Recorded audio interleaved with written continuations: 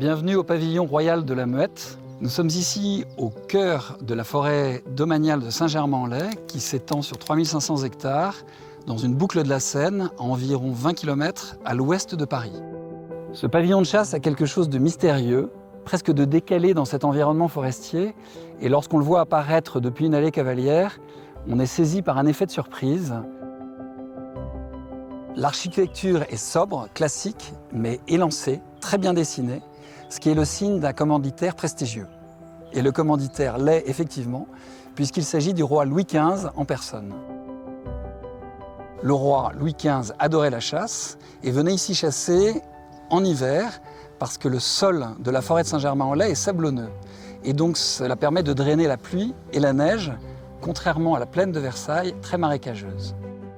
En 1767, le roi fit naturellement appel à son premier architecte, Ange-Jacques Gabriel, qui s'était déjà illustré en dessinant la place Louis XV à Paris, actuellement place de la Concorde, avec les hôtels de Crillon et l'hôtel de la Marine bien connu, ou, plus près, le Petit Trianon dans le domaine de Versailles pour Madame de Pompadour. Il est amusant d'ailleurs de constater que la façade sud du pavillon de la Muette est presque la réplique exacte de la façade du Petit Trianon, 23 mètres de large, 5 portes-fenêtres, surmontées de 5 fenêtres carrées au premier étage. C'est la raison pour laquelle le pavillon de la Muette a pris le surnom de Petit Trianon de Saint-Germain-en-Laye. L'histoire du pavillon royal de la Muette se poursuit avec Louis XVI, qui, comme son grand-père Louis XV, est un grand chasseur. Puis vient la tourmente révolutionnaire qui, heureusement, épargne le pavillon. Et le pavillon retrouve tout son face sous Napoléon Ier, qui a compris l'importance stratégique et diplomatique de la chasse et qui souhaite devenir un grand chasseur et se réapproprie le pavillon à tel point qu'il se fait aménager au premier étage un appartement privé pour lui-même et sa seconde femme, Marie-Louise. Mais c'est surtout sous Napoléon III que le pavillon retrouvera toute sa gloire, puisque Napoléon III est également un grand chasseur. Il invitera même la reine Victoria en 1855 pour célébrer l'entente cordiale, qui était les retrouvailles entre la France et l'Angleterre, puisque c'était la première fois depuis le XVIe siècle qu'un souverain anglais mettait le pied en France. Sous la Troisième République, le pavillon tombe un peu en désuétude et en dépit d'un classement monument historique en 1921, il n'est plus guère entretenu, à tel point que l'ONF, à qui a été attribué ce pavillon et qui n'a plus les moyens d'assurer sa restauration, décidera finalement en 2014 de passer la main à des privés. Nous sommes associés depuis 20 ans dans la vie professionnelle et nous avons acquis une compétence dans la restructuration de bâtiments anciens de caractère. Et nous avions envie de mettre cette compétence au service d'un monument historique. Par ailleurs, il se trouve que l'un et l'autre, nous sommes passionnés d'architecture et d'histoire. Et c'est pour ça que quand nous avons appris que le pavillon royal de la Muette cherchait des repreneurs, nous nous sommes dit que nous pouvions mettre tout ce que nous avions acquis au service de cette rénovation et de cette sauvegarde. On n'est jamais propriétaire d'un monument historique, on est passeur à un moment donné. Et il nous a semblé que c'était le bon moment pour nous, car le bâtiment menaçait véritablement de s'effondrer.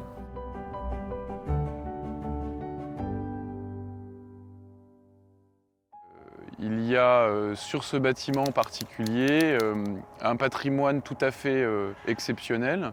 On est ici dans une architecture tout à fait typique de la deuxième moitié du XVIIIe siècle, en moellon, enduit, avec une teinte qui imite la pierre de taille. On a un ensemble très bien proportionné, avec des grandes baies qui permettent d'éclairer largement les pièces intérieures. On voit particulièrement dans ce bâtiment qu'on est dans une commande très prestigieuse, puisque les fondations même du bâtiment, qui sont plutôt vocation au départ à être cachées, sont extrêmement bien construites. Elles sont appareillées avec en pierre de taille, avec ce qu'on appelle une stéréotomie tout à fait intéressante, ce qui permet d'avoir des espaces qui sont très majestueux, alors qu'ils sont plutôt dédiés au service du bâtiment. Il nous parvient aujourd'hui dans un état qui est assez alarmant. Il y a eu de nombreuses fuites en toiture qui ont entraîné des conséquences assez graves sur les charpentes et sur les structures bois du bâtiment, ce qui a entraîné dans les dernières années l'effondrement d'un plancher et ces dégradations continuent à se propager au sein du bâtiment avec des attaques de champignons et notamment la mérule qui fait de gros dégâts sur toutes les parties en bois du bâtiment.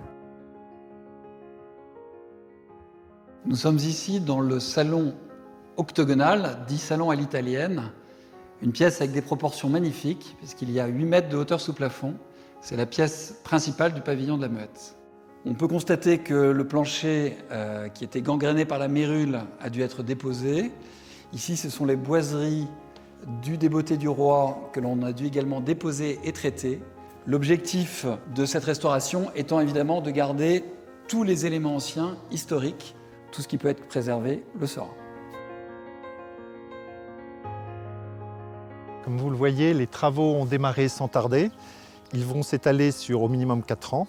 Ils sont ambitieux puisqu'on va commencer par cet échafaudage qui va être surmonté d'un parapluie afin de déposer entièrement la toiture pour traiter ensuite et la charpente et toutes les pierres en façade qui sont malades.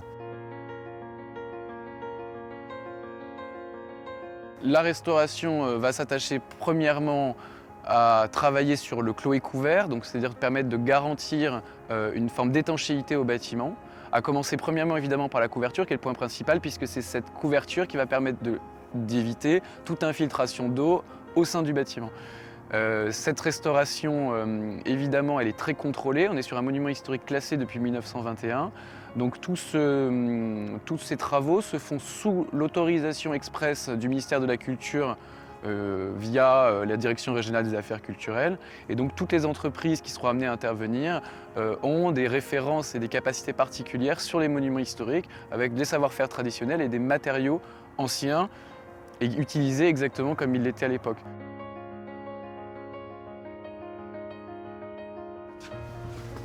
Tu veux chaîne?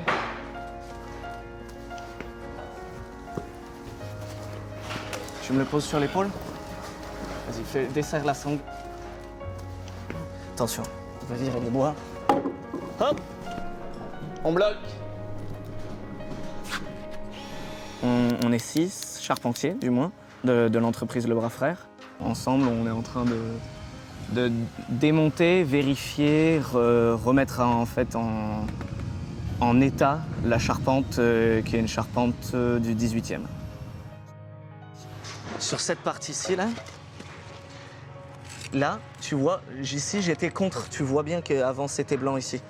Là, tu étais contre. Tu la vois, la marque du mur. Ici, ça, c'est tout nouveau. Donc tu me l'enlèves là, tu me le grattes et tu viens vraiment faire coller. Ok?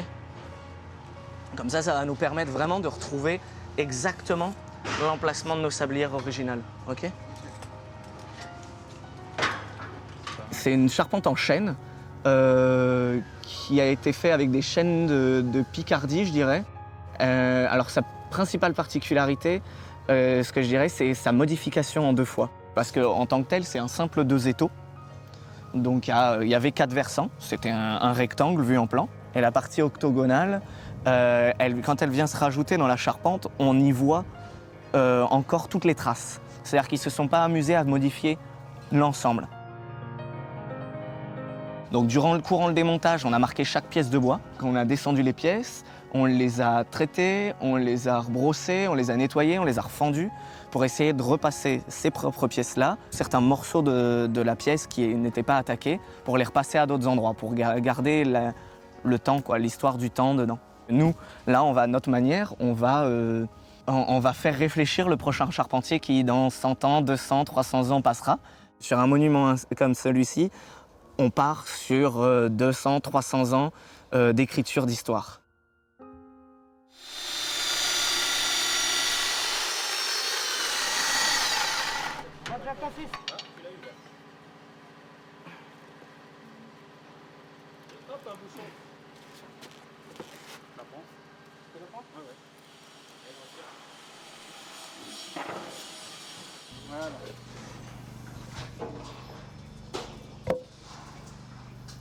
Le tailleur de pierre, il est imprégné d'histoire, il a besoin de ça.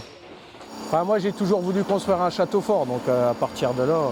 En fait, généralement, on arrive sur des sites où il y a eu plusieurs restaurations typiques à chaque époque. Donc nous, notre boulot, c'est de recréer, en fait, de refaire un copier-coller sur des choses qui ont été faites. Après notre passage, normalement, on ne doit pas voir là où on est intervenu. On s'est occupé de déshabiller l'enveloppe extérieure du pavillon pour la rhabiller en pierre appareillée pour lui redonner son aspect d'antan, son aspect initial. Et ici, on a 7 compagnons qui œuvrent depuis maintenant 3 mois et demi sur le pavillon et on avance bien. Alors la grosse opération qu'on a voulu vous montrer pour avoir une trace de notre passage et de notre ouvrage, c'est la pose d'un élément de corniche qui est assez impressionnant. Un élément qui est situé sur la partie, dans l'angle entrant de la partie ouest et qui représente une opération assez complexe en termes de levage. On n'est pas loin d'être sur une pierre d'1,2 tonne.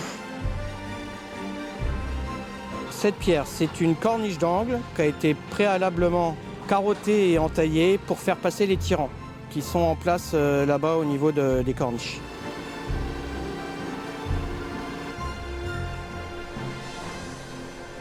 En haut, on a préparé en collier tube, on a mis un rail avec un palan à chaîne.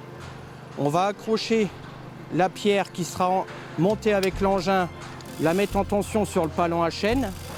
Et après, on va mettre en tension la pierre. Hop, hop. On va descendre la palette, l'engin va pouvoir ressortir. La pierre va être en équilibre sur son palan à chaîne et sur le rail. On va la manutentionner, on va l'amener à son poste. Vas-y. Vas-y. Vas-y. Deuxième. Et on va la descendre tout doucement avec le palan.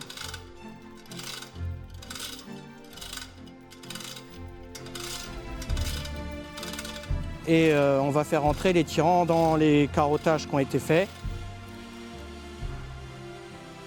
La pierre sera calée. Voilà. Et après, on libérera les sangles pour que la pierre prenne sa place initiale. Bon, maintenant, il faut que tout passe. Il faut que tout passe bien nickel.